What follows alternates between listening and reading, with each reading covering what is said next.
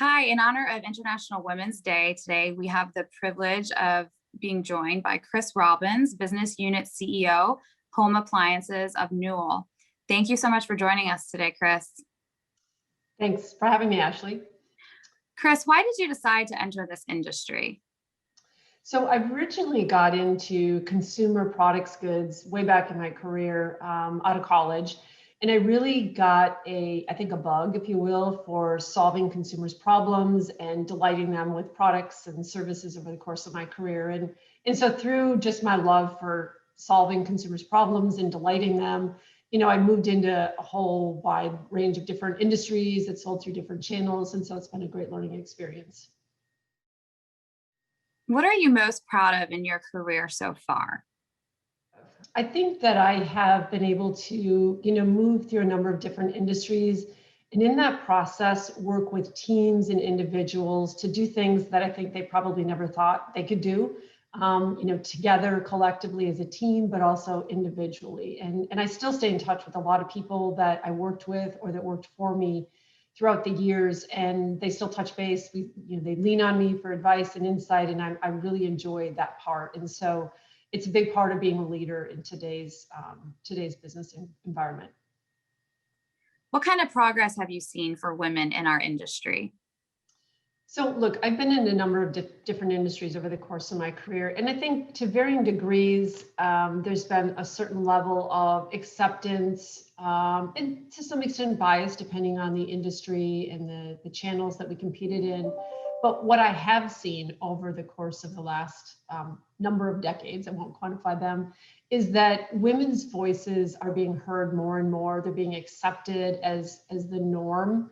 That, I think businesses and industries are realizing the purchasing power and the influence that women have in purchasing goods and services in the household, and really respecting that and portraying them in their innovation and how they go to market with things. So it's been fun to see. I still walk into rooms though, and I may be the only person at the table that's female.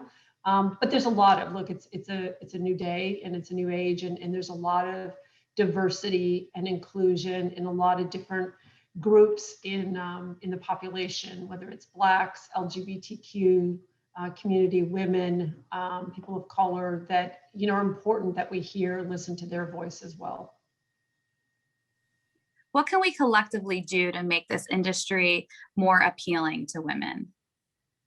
So I think one of the things that we can do to make it more appealing and make sure that women feel comfortable and they feel successful and supported is mentoring. I've always been a big proponent of mentoring. And not just in terms of waiting for organizations to provide a mentoring opportunity or a mentoring structure. I have always gone out and sought out mentors throughout the course of my career. And what I wanted from mentors varied from time to time. Earlier on in my career, it was how to really have, the executive kind of strategic voice at a table and how to think like that when I'm in that type of setting. And so there were a couple of people that I admired, and I just approached them and asked them if they would mind spending some time with me, giving me insights, giving me feedback. And then as I moved into being CEO, I had different needs, and there were a couple CEOs that I had come across, and so I asked them if they would help me make that transition into thinking holistically about a business. So I think mentoring is probably the biggest thing, but I'd say take the bull by the horns and own it yourself. Don't wait for somebody else or an organization to offer you the opportunity to be part of a mentoring program. What advice do you have for women looking to advance their careers in this industry?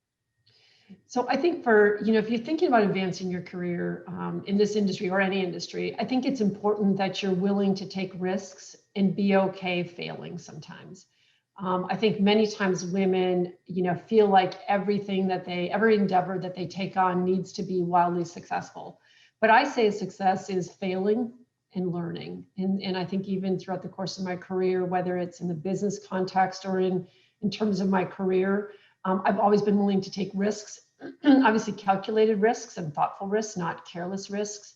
And a great example is I stepped down from running a, $500 million plus global company And I stepped away from that to go run a struggling startup that had about $7 million in revenue. And I had to rebuild it, take the revenue down to zero and rebuild it back up and get it sold for the investors. A huge career risk, but I learned so much in that process. And it really opened up doors to multinational, global conglomerate opportunities. And so being willing to take that career risk for myself, it just opened up a ton of opportunities. And it was a great learning opportunity for myself. I mean, I didn't pretend that I knew some of the things I needed to do to be successful in that job, but I was a great student and a great learner. And I think I, worked well with the team that I had at the time. So I'd say it's taking risks and being okay with failing every once in a while. Chris, thank you so much for your time today. We value your honesty and your insights and your advice. More importantly, thank you for setting such a strong example for women everywhere and for your support in this program and for mentoring. Thanks, Ashley. It was a pleasure.